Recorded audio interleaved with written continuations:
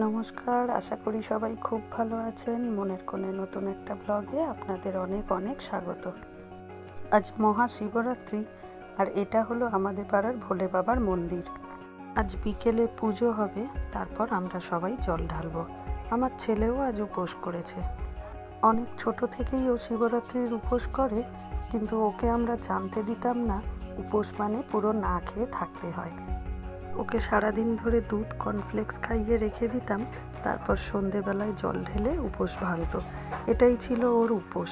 কিন্তু এবছর তো একটু বড় হয়ে গেছে, ওকে আর কিছু খাওয়ানো যায়নি। কিছুদিন আগেই ও জ্বর থেকে উঠেছে, এখনও শরীরটা খুব দুর্বল। তাই ওকে বললাম, বাবা একটু ওআরএস খেয়ে থাক, তারপরে বিকেল হলে জল ঢেলে খাবি। এখন বিকেল 5টার মতো বাজে, ওকে দেখছি আরও পারছে না না খেয়ে থাকতে। তাই ওকে জোর করে বললাম, একটু জল ঢেলে কিছু খা, তারপরে সন্ধেবেলা ঠাকুরমশাই এসে যখন পুজো করবে তারপর আবার পুজো দিবি, তাতে কোনো তোর দোষ হবে না।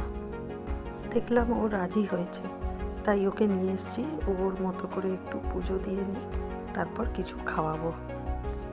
একটু লুচি, আলুর দম, ছোলার ডাল ওর জন্য করা আছে। ওর জল দেওয়া হয়ে গেলে ওকে একটু খেতে দেবো।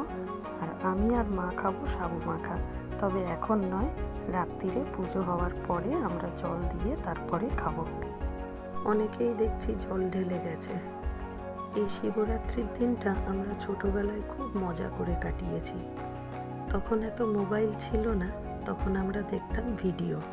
রাত জাগবো বলে এই পাড়া ওই পাড়া ঘুরে ঘুরে দেখতাম কোথায় ভিডিও চলছে, সেখানে গিয়ে টুক করে বসে পড়তাম। তখন রাত জাগার আনন্দটা ছিল প্রচুর। এখন সন্ধে 8টার মতো বাজে, ঠাকুরমশাই এসেছে পুজো করতে। মন্দিরটায় বেশ ভিড়ও হয়েছে, আমরা সবাই মিলে জোগাড়জাতি করছি। এরপর শুরু হবে পুজো। কুম্ভমেলা থেকে আনা মামার ওই হার দুটো বলেছিল একটু শোধন করিয়ে নিয়ে তারপরে গলায় পরতে।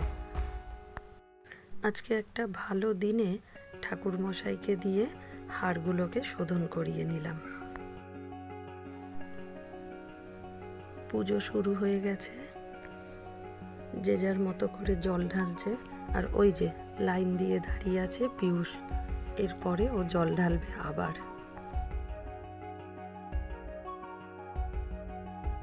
কিন্তু এখনও তাড়াহুড়ো প্রচুর, এখন আর জল দেওয়ায় ওর ঠিকঠাক মন নেই, কারণ ওর খেলার সাথীরা সব চলে এসছে। কতক্ষণে জলটা দিয়েই খেলতে যাবে সেই চিন্তা করছে।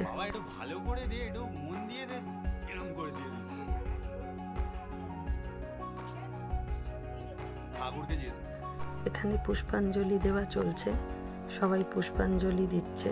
আর পিয়ুষকে দেখুন, হাতে ফুল নিয়েছে কিন্তু সবার মুখের দিকে তাকাচ্ছে, একটা মন্ত্রও ও বলছে না। একবার এদিকে তাকাচ্ছে, একবার ওদিকে তাকাচ্ছে, আর মাঝে মাঝে আমাকে দেখছে। ভাবছে মন্ত্র না বলার জন্য যদি ওকে আমি বকি, কিন্তু না, আজকে আর বকবো না। ওর যেরকমভাবে মন চায় ও ওইভাবেই পুজো দিক। পুজো শেষ, মোটামুটি সবার জল দেওয়াও হয়ে গেছে।